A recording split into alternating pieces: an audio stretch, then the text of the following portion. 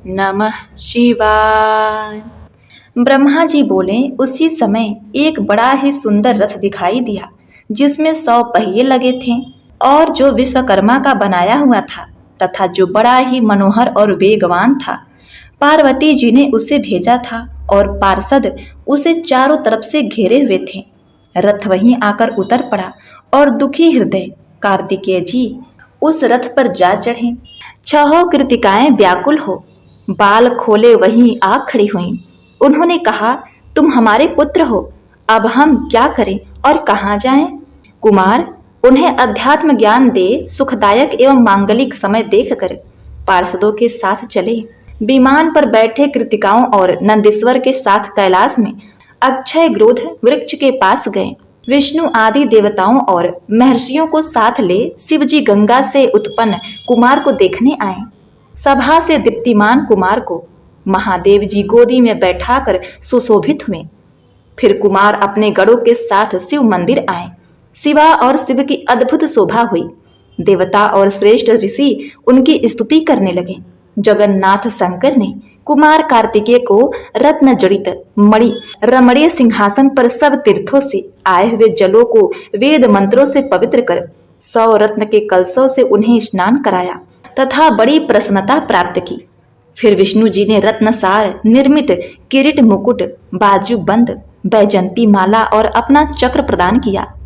शिव जी ने भी कुमार को शूल, पिनाक, पराश, फरसा, शक्ति, पाशुपतास्त्र, वाण, संघास्त्र और परम विद्या इतनी वस्तुएं दी। फिर यज्ञोपवित वेद माता, गायत्री, कमंडलू, ब्रह्मास्त्र तथा शत्रु को मर्दन करने वाली विद्या दी। इंद्र ने अपना एरावत और वज्र तथा वरुण ने श्वेत छत्र और रत्नमाला प्रदान की। सूर्य ने मन के समान गमन करने वाला शीघ्रगामी एक रथ और कवच तथा यमराज ने दंड और समुद्र ने अमृत कलश लाकर दिया। कुबेर ने अपनी गदा दी और शंकर जी ने अपना त्रिशूल दिया। तब ब्रह्मा जी ने कहा, यह सारा चरित्र तो तारकासुर के वध का है। अब हम सभी लोग उसे मारने चलते हैं। मांगलिकता के लिए आप कुमार को आज्ञा दें कि वह हमारे साथ चले। शंकर जी ने आज्ञा दे दी। शिव आज्ञा से सभी देवता कुमार को अग्रणी बनाकर उन्हें ले चले। इधर कैलाश के बाहर तष्टवा ने विष्णु जी की आज्ञा से उस पर्वत के निकट एक बड़ा मनोहर नगर बसा लिया था, जहां वे आकर निवास किए। इसी प्रकार अन्य सभी देवताओं ने उनका वहां सादर अभिनंदन किया। कुमार ने सबके स्वामित्व को ग्रहण किया।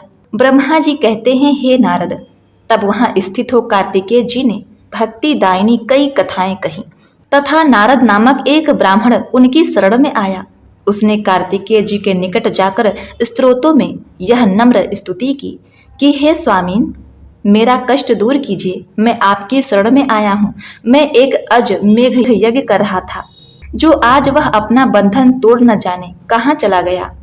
मेरा यह यज्ञ भंग हो रहा है, परंतु मुझे आशा है कि आप जैसे स्वामी के रहते मेरा यज्ञ भंग नहीं हो सकता। तब उसकी ऐसी स्तुति सुनकर स्वामी कार्तिकेय जी ने अपने वीर बाहु नामक प्रधान गण को उस ब्राह्मण के यज्ञ को पूर्ण कराने की आज्ञा दी। वह महावीर गण उस अज को ढूंढने चला। उसने सब ब्राह्मणों में उसे खोजा, परंतु उसे पाया नहीं। तब कुमार का वह गण विष्णु लोक में गया। वहां उसने देखा कि वह महाबलशाली अज भूप बहुत ही उपद्रव मचाए हुए है। फिर तो कुमार का वह वीरगण उनके सिंह पकड़कर उसे अपने स्वामी के पास लाया। भगवान सारे संसार का भार लिए उसके ऊपर बैठे। वह उन्हें लेकर त्रिलोक की परिक्रमा करने लगा। एक ही मुहूर्त में वह समस्त त्रिलोकी का पर्यटन कर आया। फिर वही आकर खड़ा हो गया जहां से वह भगवान को ले गया था। स्वामी उसकी पीठ से उतरकर अपने आसन पर जा विराजे। आज वहीं खड़ा रहा। तब नारद जी ने कार्तिकेय जी से कहा, हे देव, अब इस अज को मुझे दे दीजिए। तब कार्तिकेय जी ने कहा, हे विप्र, यह अज वध के योग्य नहीं है। आप अपने घर जाइए। मैं प्रसन्नता से यह वर देता हूँ कि आपका यज्ञ पूर्ण होगा। ब्राह्मण ने आशीर्वाद ले अपने घर का मार्ग लिया। ब्रह्मा जी कहते हैं, अब हरि आदि देवता कुमार को आगे कर तारकासुर को मारने चले। इधर तारक ने भी देवताओं से युद्ध करने की तैयारी कर यात्रा की। तब सबकी भारी सेना को आते देख देवता भी बड़े बल से सिंहनाद करने लगे, जिसने दैत्य को आश्चर्यचकित कर दिया। उस समय शिव जी की माया से प्रेरित होकर यह आकाशवाणी हुई कि हे देवताओं, इस कुमार को अग्रसर कर युद्ध करो, तुम लोग संग्राम में दैत्यों को जीतकर विजयी होंगे। यह आकाशवाणी सुन देवता निर्भय हो गए। फिर तो वे सब देवता कुमार को अग्रसर कर पृथ्वी और सागर के संगम पर आए। तब तक तारक भी दैत्यों की बड़ी भारी सेना ले वहां पहुंचा। देवता और तारक के साथ के दैत्यों का युद्ध आरंभ हुआ। देवताओं की ओर से इंद्र कार्तिकेय कुमार को हाथी पर चढ़ा आगे हुए। उनके पीछे लोकपालों सहित देवताओं की बड़ी भारी सेना थी। तब तक कुमार इंद्र का हाथी छोड़कर दूसरे रत्न जड़ित यान पर जा चढ़े। फिर जो देवता और दैत्य अपनी अपनी सेना को व्यूहबद्ध कर ऐसा घोर गर्जन करने लगे, जिसे सुनकर कायर भागने और सुर सुखी होकर गए। इस समय महाबली तारक ने एक बड़ी सेना लेकर देवताओं पर प्रचंड आक्रमण किया। युद्ध में उत्साहित इंद्र आदि देवता उसे रोकने लगे, परंतु वह नहीं रुका। फलतः देवताओं ने अद्भुत पराक्रम कर दैत्यों का नाशकारी बड़ा घोर युद्ध किया। इतने में दिति पुत्र तारक अकेले इंद्र से युद्ध करने लगा। यह देखकर अन्य देवता भी सब दैत्यों से पृथक पृथक युद्ध करने लगे। वरुण बल नामक दैत्य से, वायु सुवीर से और पवमान का कुबेर के साथ युद्ध होने लगा। इसी प्रकार ईशान ने निशुंभ शुंभ का शेष जी से कुंभ नामक दैत्य चंद्रमा से युद्ध करने लगा। एक दूसरे के साथ स्पर्धा से विजय करने के लिए महायुद्ध करने लगे। अनेक असुर कट कट कर गिरने लगे। उनके नष्ट होने से वह युद्ध भूमि बड़ी भयानक और अगम्या हो गई। ब्रह्मा जी बोले, हे नारद, जब इस प्रकार देवताओं और दैत्यों ने विनाशकारी युद्ध आरंभ किया, तो दैत्य तारक ने अपनी परम शक्ति उठाकर इंद्र पर चला दिया, जिससे इंद्र घायल हो तत्काल ऐरावत से गिर पड़े और सुरेश्वर को बड़ी व्याकुलता आई। असुर जयी हो सिंहनाद करने लगे। बड़ा कोलाहल मचा। यह देखकर वीरभद्र को बड़ा क्रोध आया। वह वीर गणों से वेष्टित हो तारक के निकट जाकर उसे भीषण मार मारने लगे। हे नारद, तब वीरभद्र के इस युद्ध को देखकर शिव जी के प्रिय तुम वीरभद्र के पास गए और बोले, हे महावीर वीरभद्र, तुम अपने गणों के अगुआ अवश्य हो, परंतु तुम्हारे द्वारा तारक का वध होना ठीक नहीं है, अतः तुम इस युद्ध से हट जाओ। तब वीरभद्र ने तुमसे हाथ जोड़कर कहा, आप देखते रहिए, मैं तारक को अभी मारता हूँ। मेरे रहते मेरा स्वामी युद्ध करे, यह कोई शोभा नहीं है। ऐसा कहकर अपने प्रथम गणों के साथ लिए शिव जी का स्मरण कर वीरभद्र तारक से युद्ध करने लगा। कुछ ही देर में वीरभद्र के प्रबल गणों ने भीषण मार मार कर असुरों को परास्त कर दिया। असुर युद्ध स्थल छोड़कर भाग चले। तब अपनी सेना को भागते देख तारक क्रुद्ध हो देवताओं को मारने लगा। तब उसके पराक्रम को देख वीरभद्र ने उसे मारने के लिए बड़ा ही कोप किया और अपना त्रिशिख नामक अस्त्र उठा लिया, परंतु महाकौतिकी तारक ने भीषण संग्राम कर उसे क्षण वीरभद्र को मारकर युद्ध भूमि से भगा दिया। फिर तो उस महाकुपित असुर ने देवताओं पर अपने बाणों की झड़ी लगा दी। देवता युद्ध भूमि छोड़कर भागने लगे। अब उन्हें भागते देख स्वयं विष्णु जी अपने आयुधों सहित उससे युद्ध करने के लिए आगे बढ़े। विष्णु जी और तारक का महायुद्ध हुआ। हरि ने बड़े वेग से दैत्य पर अपनी गदा का प्रहार किया, परंतु उसी क्षण उस दैत्य ने त्रिशिख बाण मारकर उनके दो टुकड़े कर डाले। त्रिशिख बाण मारकर उनके दो टुकड़े कर दिए। तब भगवान ने क्रुद्ध हो अपना धनुष उठाकर उस पर बाण चढ़ाकर उस असुर नायक पर प्रहार किया। असुर के बाणों को काटने लगे।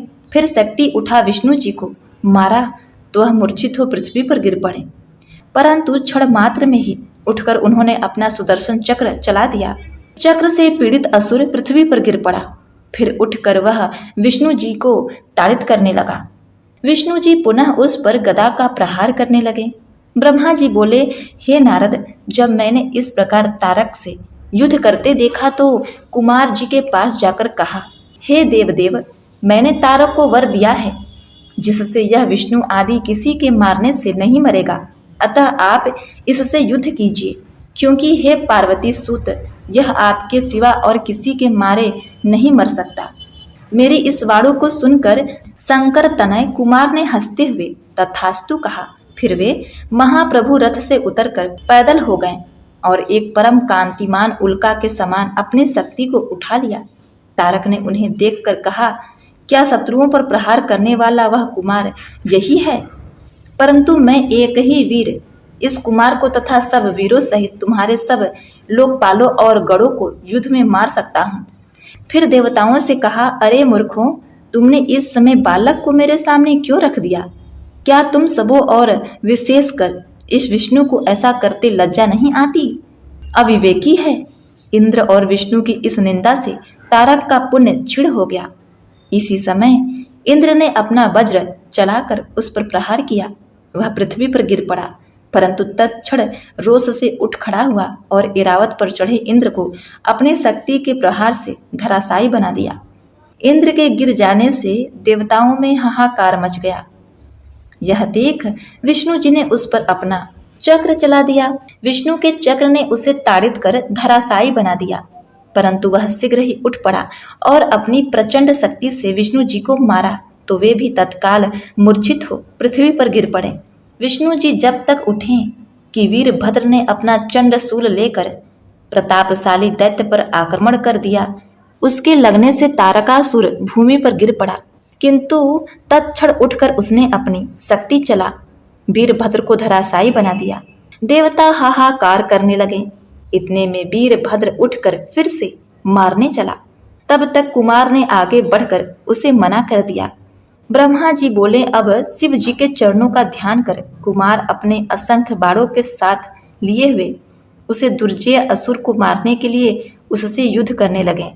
देवताओं ने जय जयकार की और ऋषियों ने अपने श्रेष्ठ वाणी से उनकी स्तुति की। तारकासुर और कुमार का भयानक युद्ध आरंभ हुआ। दोनों वीर हाथ में शक्ति लेकर परस्पर युद्ध करने लगे। उसी वजह से यह आकाशवाणी हुई कि कुमार ही तारक को मारेगा, तुम लोग चिंता न करो। यह सुनकर कार्तिकेय को भी प्रसन्नता हुई। उन्होंने सुखपूर्वक तारक को मारने में मन बना लिया। उन्होंने शीघ्र ही तारक की छाती पर अपनी शक्ति चला दी। इसके उत्तर में तारक ने भी कुमार पर अपनी शक्ति छोड़ी। उसके आघात से शंकर पुत्र मूर्छित हो गए, परंतु महर्षियों से प्रार्थी होते ही वे क्षण मात्र में ही उठ बैठे और कहा, भय न करो, सब कुछ ठीक हो जाएगा। मैं तुम्हारे देखते देखते इस पापी का वध करूंगा। ऐसा कह पार्वती जी और शंकर जी को मन ही मन प्रणाम करते हुए तारक को मारने के लिए कुमार ने अपनी एक प्रबल शक्ति उठा ली और शीघ्र ही उसे चलाकर असुर की छाती में मारा, तो वह शीघ्र ही विधर्ण होकर पृथ्वी पर गिर पड़ा। महाबली असुर सबके देखते देखते नष्ट हो गया। कुमार ने फिर उस पर प्रहार न किया। फिर तो निर्भय हो देवताओं ने सब असुरों को मार भगाया। बचे हुए असुर कुमार की शरण में आए। दैत्यों की सेना नष्ट हो गई। विजयी कुमार अपने गढ़ों को साथ ले माता पार्वती के पास आए। पार्वती जी स्नेह पूर्वक कुमार को अपनी गोद में बैठा प्रेम करने लगी। देवताओं और गढ़ों ने जाकर उनकी स्तुति की। शंकर जी प्रसन्न हो जगदम्बा पार्वती को साथ ले अपने गढ़ों सहित कैलाश पर चले गए। ब्रह्मा जी बोले, हे नारद, इसी समय बाणासुर नामक दैत्य से पीड़ित क्रौंच नामक पर्वत ने कुमार के पास आकर उनकी बड़ी स्तुति की और कहा, हे प्रभु, मुझे बाणासुर बड़ा कष्ट दे रहा है, आप मेरी रक्षा कीजिए। तब क्रौंच की स्तुति से प्रसन्न हो स्कंद जी ने उसे सांत्वना दी और शंकर जी का ध्यान कर वहीं से बैठे बैठे बाण के लिए जो एक शक्ति छोड़ी, तो वह उसे भस्म कर शीघ्र ही कुमार के पास लौट आई। कुमार ने क्रौंच से कहा कि अब तुम निर्भय हो, अपने घर को जाओ। वह दैत्य नष्ट हो गया। राजा क्रौंच यह वचन सुन उनकी स्तुति कर अपने घर लौट गया। वहां जाकर उसने शिव जी के प्रार्थनार्थ उनके 3 शिवलिंगों की स्थापना की। प्रतिगेश्वर, कपालेश्वर और कुमारेश्वर, ये तीनों लिंग सिद्धिदायक हैं। फिर देव गुरु बृहस्पति को आगे कर सब देवताओं ने कैलाश में जाने की इच्छा की, तो वहां प्रलंबन सुर नामक दैत्य उपद्रव करने लगा। उससे पीड़ित शेष जी का पुत्र कुमुद कुमार की शरण आया। गिरजा पुत्र की बड़ी स्तुति की। कुमार ने प्रसन्न हो शक्ति चला प्रलंबन का संहार कर दिया। वह असुर अपने अनुचरों सहित मारा गया। शेष पुत्र कुमुद शिव पुत्र कुमार की स्तुति कर अपने घर पाताल आया। जो मनुष्य कुमार के इस चरित्र को पढ़ता और सुनता है उसे शिवलोक की प्राप्ति होती है तथा वह यहाँ परम सुख भोग कर अंत में दिव्य मोक्ष को प्राप्त करता है। ब्रह्मा जी कहते हैं, अब विष्णु आदि सब देवता परमोत्सव कर कुमार को कैलाश चलने की प्रेरणा देने लगे। आनंद ध्वनि करते हुए सब शिव जी के पर्वत पर पहुंचे। विष्णु आदि ने शिव जी को प्रणाम कर उनकी बड़ी स्तुति की। कुमार भी बड़ी नम्रता से विमान से उतरकर सिंहासन पर बैठे। शिव पार्वती को प्रणाम किए। विष्णु आदि देवताओं ने स्कंद जी को आगे कर शिव जी की बड़ी स्तुति की। सर्वेश्वर विराट प्रसन्न हो हंसने लगे। फिर विष्णु आदि देवताओं से बोले, मैं देवताओं के लिए कृपा का कोश हूँ।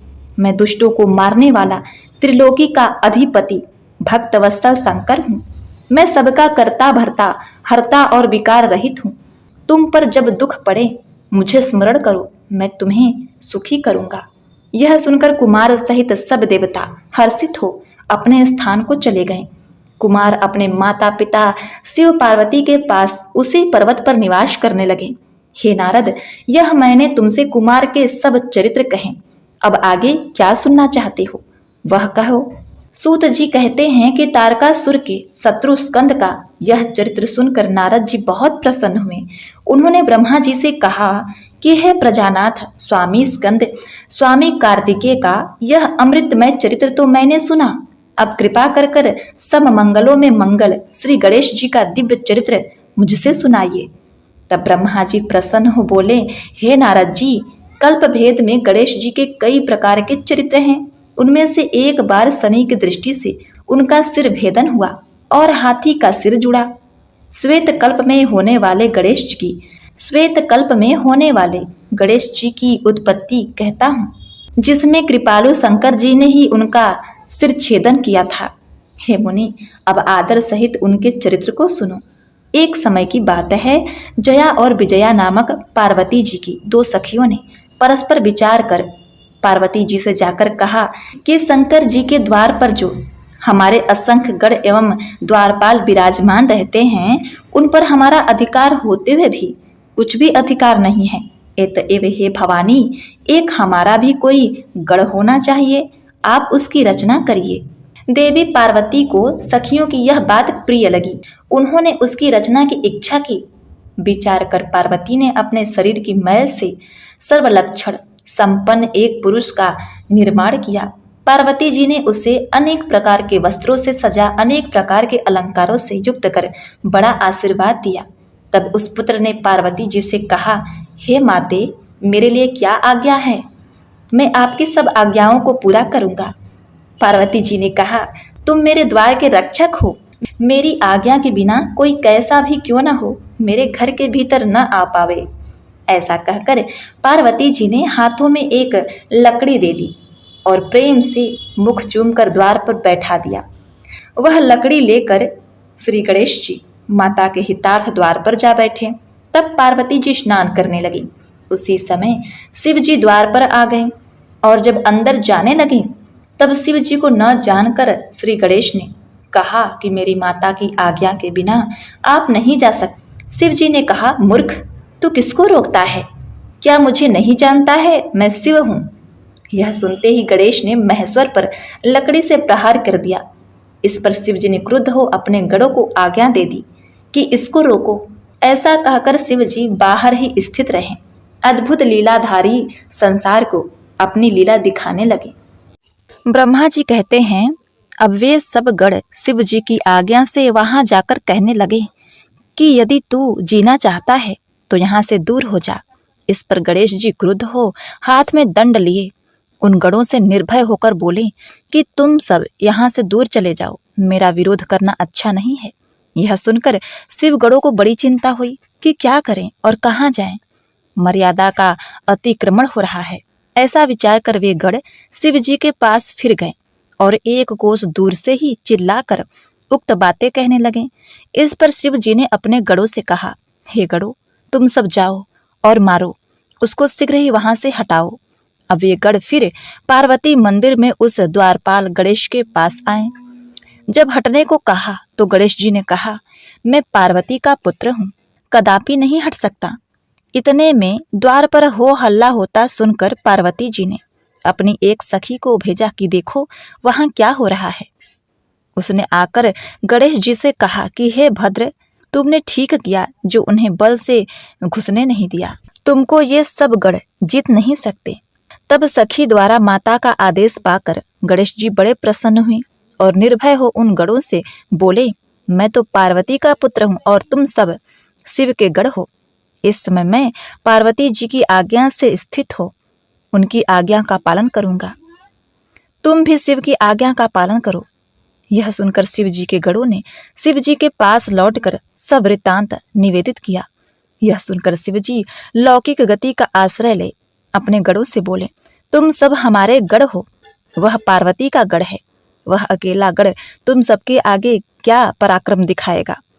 निदान मेरी आज्ञा से तुम लोग युद्ध ही करो, जो होगा देखा जाएगा। ऐसा कहकर लौकिक लीला करने वाले शिव जी चुप हो गए। ब्रह्मा जी बोले, अब विभु की आज्ञा पा वे सब गढ़ निर्भय हो सजकर शिव जी के मंदिर पर आए। इधर गणेश भी सजे हुए तैयार थे। शिव गढ़ों को देखकर गणेश जी ने उनसे कहा, मैं अकेला माता की आज्ञा का पालन करूंगा। आज तुम सब मुझ अकेले पार्वती पुत्र का बल देखो। जब इस प्रकार दंडपाड़ी गणेश जी ने उन गढ़ों को फटकारा तो वे अनेकों प्रकार के आयुध ले उन पर टूट पड़े, परंतु शिव जी का कोई भी गढ़ उन्हें युद्ध में परास्त न कर सका और उन्होंने अकेले ही सब गढ़ों को मारकर भगा दिया। नारद जी की प्रेरणा से विष्णु आदि सभी देवता शिव जी के पास गए, स्तुति कर युद्ध का वृतांत पूछा। शिव जी ने कहा, मेरे मंदिर के द्वार पर एक बड़ा बलवान बालक हाथ में लकड़ी लिए उपस्थित है, जो घर में जाता है और वह उसे जाने नहीं देता। यदि ब्रह्मा चाहे तो वहां जाकर इस क्लेश को दूर करें। यह सुनकर शिव जी की माया से मोहित मैं ब्रह्मा कुछ ऋषियों को साथ ले उस बालक के पास गया। मुझे आते देख बालक गणेश क्रोधवश दौड़कर मेरी दाढ़ी मूछ नोचने लगे। तब मैंने कहा, हे देव, मैं युद्ध के लिए नहीं आया हूँ, मैं ब्रह्मा हूँ, मेरे ऊपर कृपा करो, मैं शांति स्थापित करने आया हूँ। मैं ऐसा कह ही रहा था कि बालक गणेश ने परिघ उठा लिया। मैं वहां से भाग चला। उसने मेरे सब साथियों को परिघ से ताड़ित किया। फिर तो मैंने शंकर जी के पास आकर सब समाचार कह सुनाया। उसे सुन लीलाधर शंकर जी को बड़ा क्रोध आया। उन्होंने इंद्र आदि देवताओं और अपने भूत बैताल आदि गणों को गणेश जी से युद्ध करने की आज्ञा दे दी, परंतु कार्तिकेय आदि वीरों सहित शिव जी के सब गणों का प्रयास व्यर्थ हो गया। सभी शिव जी के पास भाग गए। तब उनसे वृत्तांत सुन परम कुपित रुद्र स्वयं ही वहां गए और चक्रधारी विष्णु की सारी सेना भी उनके पीछे चली। मार्ग में नारद जी ने मिलकर शिव जी से यह कह दिया कि जैसे ही हो शिवगढ़ों की मर्यादा रखिए। ऐसा कह वे वहां से अंतर ध्यान हो गए। ब्रह्मा जी बोले, हे नारद, अब तुम्हारे वचनों को ध्यान कर शिव जी उस बालक से युद्ध करने लगे। एक से एक पराक्रमी देवता विष्णु जी तक उससे युद्ध करने लगे। गणेश जी ने उन पर परिघ का प्रहार कर दिया। यह देखकर शिव जी को और भी क्रोध आया। वह हाथ में त्रिशूल उठा उस बालक को मारने चले। अपनी ओर आते देख गणेश जी ने अपनी शक्ति उठा महादेव जी के हाथों पर प्रहार किया। उस शक्ति के लगते ही परमात्मा शिव के हाथों से उनका धनुष गिर पड़ा। तब धनुष को गिरते देख शिव जी ने पिनाक उठा लिया, परंतु गणेश्वर ने एक परिघ मारकर उनका पिनाक भी पृथ्वी पर गिरा दिया। फिर हाथ से त्रिशूल उठा गणेश जी ने शिव जी के पांचों हाथों में मारकर उन्हें व्यर्थ कर दिया। यह देखकर शिव जी को बड़ा क्रोध आया और उन्होंने त्रिशूल उठा शीघ्र ही उस बालक का सिर काट दिया। हे नारद जी, उसी समय तुमने जाकर यह सब बातें देवी से कह दी और यह भी कह दिया कि तुम अपना मान किसी प्रकार भी न त्यागना। हे कलह प्रिय नारद, ऐसा कहकर तुम अंतर्ध्यान हो गए। नारद जी बोले, हे ब्रह्मा, तब उस वृतांत को सुनकर महादेवी ने क्या किया, कृपया कर मुझे वह सब कथा सुनाइए। ब्रह्मा जी बोले, हे मुनिवर, गणेश जी के सिर छेदन से पार्वती को बड़ा क्रोध आया वह कहने लगी, सब देवताओं और गणों ने मेरे पुत्र का संहार किया है, अब मैं भी सबका नाश या प्रलय करूंगी। इस प्रकार दुखी हो पार्वती जी ने 100,000 शक्तियों की रचना कर डाली। तब वे निर्मित शक्तियां जगदम्बा शिवा को प्रणाम कर कहने लगी, हे माता, क्या आज्ञा है? देवी ने कहा, तुम लोग मेरी आज्ञा से देवसेना में जाकर देवता, राक्षस, ऋषि और अपने पराये जो मिले उन्हें हट से भक्षण कर जाओ। पार्वती जी की आज्ञा से वे सब शक्तियां क्रोध में तत्पर हो सब देवताओं का भक्षण करने लगी। उनके इस कार्य को देख ब्रह्मा, विष्णु, महेश और इंद्र आदि सभी देवताओं को अपने जीवन की आशा न रही। आतंक से देवता निष्प्राण हो रहे थे। क्रोधमयी शिवा के मंदिर में जाने का उनका साहस ही नहीं होता था। पार्वती का महाप्रकाशित तेज सभी को संतप्त कर रहा था। उसी समय नारद जी वहां आए तथा ब्रह्मा, विष्णु और शंकर को प्रणाम कर शांति स्थापना का विचार करने लगे। सब देवताओं ने कहा, हे नारद, तुम्हें अग्रणी बना शिव के पास चलने का हमने प्रस्ताव स्वीकार किया है। सबने शिवा के साथ पहुंचकर अनेक स्तोत्रों से उनकी स्तुति की। ऋषियों ने कहा, हे देवी, क्षमा करो, क्षमा करो, इस समय संहार नहीं चाहिए। हम ब्रह्मा, विष्णु आदि देवता और आपकी समस्त प्रजा यहाँ हाथ जोड़े खड़ी है। हे परमेश्वरी, अब इस सब का अपराध क्षमा करिए। हम सभी व्याकुल हैं, हमारे शक्ति दीजिए। तब वे भवानी करुणा कर उन देवताओं से इस प्रकार बोली, यदि मेरा पुत्र जी जाए और तुम सबके मध्य में पूजनीय हो जाए तो यह संहार नहीं होगा, अन्यथा शांति नहीं होगी। भगवती के ऐसा कहने पर सब देवताओं ने शिव जी से उनके लिए प्रार्थना की। शिव जी ने कहा, ठीक है, तुम लोग यहाँ से उत्तर दिशा में चले जाओ और पहले जो मिले उसका सिर काटकर गणेश जी के सिर में जोड़ दो तो यह जी जाएंगे। यह सुनकर देवता गणेश जी को लेकर उत्तर दिशा की ओर गए तो प्रथम उनको एक दांत वाला हाथी मिला। उन्होंने उसका सिर काटकर गणेश जी के सिर में जोड़ दिया। विष्णु जी ने वेद मंत्रों के योग से अभिमंत्रित कर शिव को स्मरण कर गणेश जी पर जल छिड़का। जल के छिड़कते ही वह बालक शिव जी की इच्छा से जाग उठा। उस गजमुख रक्त वर्ण सुंदर कांतिमान बालक का प्रसन्न वदन एवं सुंदर आकृति की शोभा बड़ी ही दीप्तियमान थी। शिवा पुत्र को जीवित हुआ देख सबका दुख दूर हो गया। सबने प्रसन्न हो उन्हें देवी को दिखाया। पार्वती देवी अपने पुत्र को जीवित हुआ देखकर प्रसन्न हो गईं। नारद जी बोले, हे प्रज्ञेश्वर, गिरिजा पुत्र के जीवित होने पर क्या हुआ? कृपा कर कथा सुनाइए। ब्रह्मा जी कहने लगे, हे मुनीश्वर, जब देवी ने देखा कि मेरा पुत्र जीवित हो गया तो वह बहुत ही प्रसन्न हुई। उन्होंने उसे अनेक प्रकार के वस्त्र और भूषण पहनाए। सबने उनकी पूजा की और देवी ने अपने बालक को वर दिया तथा कहा कि हे पुत्र, तुमको सब सिद्धियां प्राप्त होगी। तुम्हारी पूजा से निस्संदेह सारे विघ्न दूर हो जाएंगे। तब से गणेश जी विघ्नहर्ता और सर्वकाम फलदायक हुए। साथ ही त्रिदेवों ने यह भी कहा कि पहले मनुष्य इनकी पूजा करेंगे। देवताओं ने एक स्वर से श्री गणेश जी को सर्वाक्ष कह अनेकों वर दिए। सब देवता शिव, पार्वती और गणेश जी की बारंबार प्रशंसा करते हुए अपने स्थान को गए। पार्वती कोपहीन हो गईं और शिवजी पूर्वतः उनके समीप जा बैठे। जो इस मंगलदायक आख्यान को नियम से सुनेंगे वे सब मंगलों से पूर्ण होंगे। गणेश जी के प्रसाद से उन्हें सभी मनोरथ की प्राप्ति होगी। नारद जी बोले, हे तात, यह हमने परम दिव्य श्री गणेश जी का जन्म चरित्र सुना जो बड़ा ही श्रेष्ठ और परम पराक्रम युक्त है। हे सुरेश्वर, इसके पश्चात फिर क्या हुआ? यह सब कथा मुझे सुनाइए जो कि परमानंददायक है।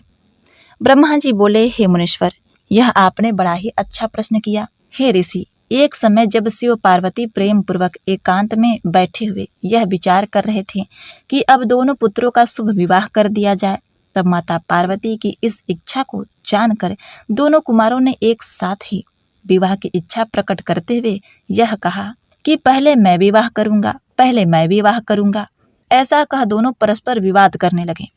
अब शंकर पार्वती जी ने सोचा किस प्रकार दोनों का विवाह किया जाए। यह विचार कर दोनों ने एक अद्भुत युक्ति निकाली। एक समय शिव शिवा ने उन्हें बुलाकर कहा, देखो, तुम दोनों ही पुत्र हमारे लिए एक ही समान प्रिय हो। हमने यह प्रतिज्ञा की कि जो पहले समस्त पृथ्वी की परिक्रमा करके हमारे पास आएगा उसका ही शुभ विवाह पहले किया जाएगा। तब माता पिता के यह वचन सुनकर महाबली कार्तिकेय जी तत्काल ही पृथ्वी प्रदक्षिणा के लिए चल पड़े और बुद्धिमान श्री गणेश जी अपने घर में जा स्नान ध्यान कर माता पिता से बोले कि आप दोनों सिंहासन पर बैठिए, मैं पूजा करूंगा। गणेश जी ने उन दोनों की पूजा कर परिक्रमा की, फिर हाथ जोड़कर प्रेम पूर्वक माता पिता की स्तुति कर बोले, आप मेरा सुंदर विवाह कर दें। शिव शिवा ने कहा, क्या तुम पृथ्वी की परिक्रमा कर आए? गणेश जी ने कहा, जब मैंने आप दोनों की पूजा और परिक्रमा कर ली तो समस्त पृथ्वी की परिक्रमा हो गई। मेरे विचार से तो जो अपने माता पिता की पूजा करके उनकी प्रदक्षिणा करता है उसे पृथ्वी प्रदक्षिणा का फल निश्चित ही प्राप्त हो जाता है।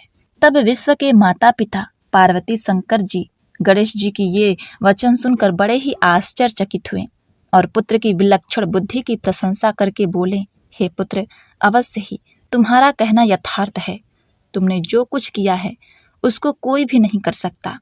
इस प्रकार बुद्धिमान श्री गणेश जी को आश्वासन देकर शिव पार्वती ने उनके विवाह की इच्छा की। ब्रह्मा जी बोले, इसी समय विश्वरूप नामक प्रजापति ने शिव शिवा के पास जाकर अपनी सिद्धि और बुद्धि नामक दोनों कन्याओं के विवाह के लिए बातचीत आरंभ की। शिव शिवा ने उनका प्रस्ताव स्वीकार किया और उनके साथ गणेश जी का विवाह निश्चित कर दिया। पार्वती और शंकर के विवाह की तरह ही सब देवता इस विवाह में आए। इतने ही समय पश्चात गणेश जी की दोनों स्त्रियों से 2 सुंदर पुत्र उत्पन्न हुए।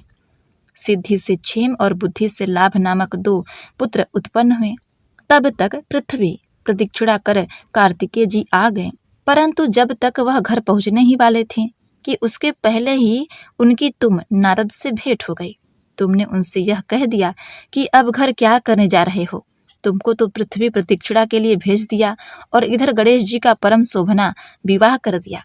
हे नारद, तुमसे ऐसी बात सुनते ही कुमार के क्रोध की सीमा न रही। किसी प्रकार घर तक पहुँचे किंतु माता पिता को प्रणाम कर तत्क्षण उनके मना करने पर भी क्रौंच पर्वत पर तप करने चले गए। कुमार के विरह में पार्वती जी को बड़ा दुख हुआ। वे दीनता पूर्वक शंकर जी से कह सुनकर उन्हें साथ ले क्रौंच पर्वत पर गईं। तब पार्वती और शंकर जी को वहां आते देख कुमार विरक्त हो वहां से अन्यत्र चले गए।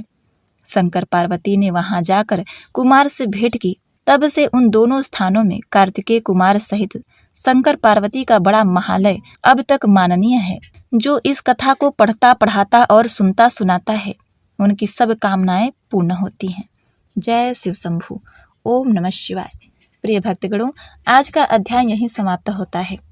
इसके आगे का अध्याय आप कल के वीडियो में श्रवण कर सकेंगे।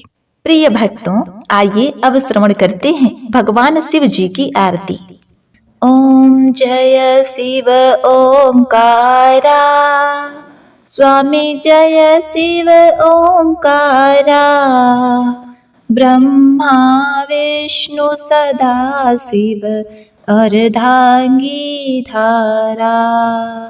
ओम जय शिव ओमकारा, स्वामी जय शिव ओमकारा, एकानन चतुरानन पंचानन राजे, हंसानन गरुड़ासन वृषवाहन साजे। ओम जय शिव ओमकारा, स्वामी जय शिव ओमकारा, ओम जय शिव ओमकारा। 2 भुज 4 चतुर्भुज 10 भुज अति सोहे, निर्गुण रूप निरखते त्रिभुवन जन मोहे। ओम जय शिव ओमकारा, स्वामी ओम जय शिव ओमकार, स्वामी ओम जय शिव ओमकारा, ओम जय शिव ओमकारा। अक्षय माला वन माला मुंड माला धारी, त्रिपुरारी कंसारी करमालाधारी। ओम जय शिव ओंकारा, ओम जय शिव ओंकारा। स्वामी ओम जय शिव ओंकारा। श्वेतांबर पीतांबर बाघंबर अंगे, सनकादिक गरुडादिक भूतादिक संगे। ओम जय शिव ओंकारा, ओम जय शिव ओंकारा। स्वामी जय शिव ओंकारा। करके मध्यक मंडलु चक्र त्रिशूलधारी, सुखकारी दुखहारी जगपालनकारी।